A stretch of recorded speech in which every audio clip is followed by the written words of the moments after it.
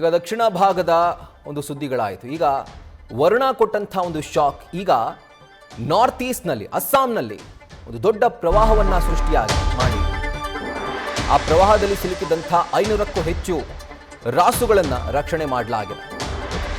ದೋಣಿಗಳ ಮೂಲಕ 500ಕ್ಕೂ ಹೆಚ್ಚು ಹಸುಗಳನ್ನು ರಕ್ಷಣೆ ಮಾಡಲಾಗಿರುವಂಥದ್ದು.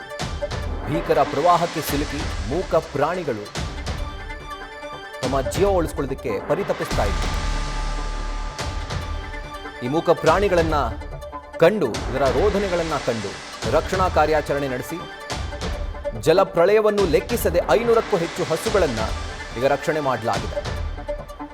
ಸುರಭಿ ಚಾರಿಟಬಲ್ ಟ್ರಸ್ಟ್ ಸಂಸ್ಥೆ NGO ಪ್ರೈವೇಟ್ ಆರ್ಗನೈಸೇಷನ್ ಮಾಡಿರುವಂಥ ರಕ್ಷಣಾ ಕಾರ್ಯಾಚರಣೆ. ದೋಣಿ ಮೂಲಕ ಹಸುಗಳನ್ನು ಸುರಕ್ಷಿತವಾಗಿ ಬೇರೆ ಬೇರೆ ಪ್ರದೇಶಗಳಿಗೆ ರವಾನೆ ಮಾಡಲಾಗಿದೆ. ವಾಲಂಟಿಯರ್ಸ್, ಈ ಒಂದು ಸಂಸ್ಥೆಯ ವಾಲಂಟಿಯರ್ಸ್ ಈ ಕೆಲಸವನ್ನು ಮಾಡಿದ್ದಾರೆ. ಪ್ರವಾಹದಲ್ಲಿ ಸಿಲುಕಿದಂಥ 500ಕ್ಕೂ ಹೆಚ್ಚು ಹಸುಗಳನ್ನು ನಡುಗಡ್ಡೆಯಂತಾದಂಥ ಪ್ರದೇಶಕ್ಕೆ ಈ ಹಸುಗಳು ನುಗ್ಗಿದ್ದಾವೆ, ಅಲ್ಲೇ ಸಿಕ್ಕಾಕೊಂಡಿದ್ದಾವೆ. ಅದರ ಡ್ರೋನ್ ಶಾಟ್ ಅನ್ನು ಕೂಡ ಗಮನಿಸ್ತಾ ಇದ್ದೀರಿ. ಇನ್ನೊಂದು ಕಡೆ ಸುರಭಿ ಚಾರಿಟಬಲ್ ಟ್ರಸ್ಟ್ ಅನ್ನುವಂಥ ಒಂದು ಸಂಸ್ಥೆ ಈ ಒಂದು ಇನಿಷಿಯೇಟಿವ್ ಅನ್ನು ತೆಗೆದುಕೊಂಡು ಸುಮಾರು 500ಕ್ಕೂ ಹೆಚ್ಚು ಹಸುಗಳನ್ನು ಆ ಪ್ರದೇಶದಿಂದ ದೋಣಿಯ ಮೂಲಕ ಶಿಫ್ಟ್ ಮಾಡಿದ್ದಾರೆ.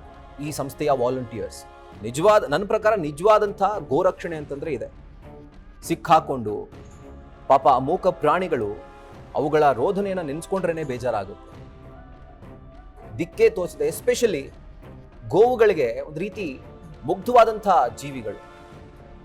ಎಷ್ಟೇ ಹಿಂಸೆ ಅನುಭವಿಸಿದ್ರು ಕೂಡ ವಾಪಸ್ ಜಿದ್ದು ಸಾಧಿಸ್ಕೊಳ್ಬೇಕು ಅಥವಾ ಸಾಧಿಸ್ಬೇಕು ಅನ್ನುವಂಥ ಯಾವುದೇ ರೀತಿಯಾದಂಥ ಗುಣ ಈ ಪ್ರಾಣಿಗೆ ಇಲ್ಲ.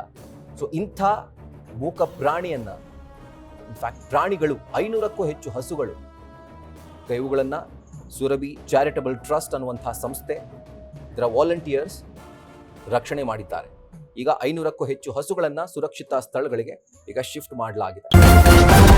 ನ್ಯೂಸ್ ಫಸ್ಟ್, ನಿರ್ಭೀತಿಯಿಂದ ನಿಮ್ಮ ಪರವಾಗಿ.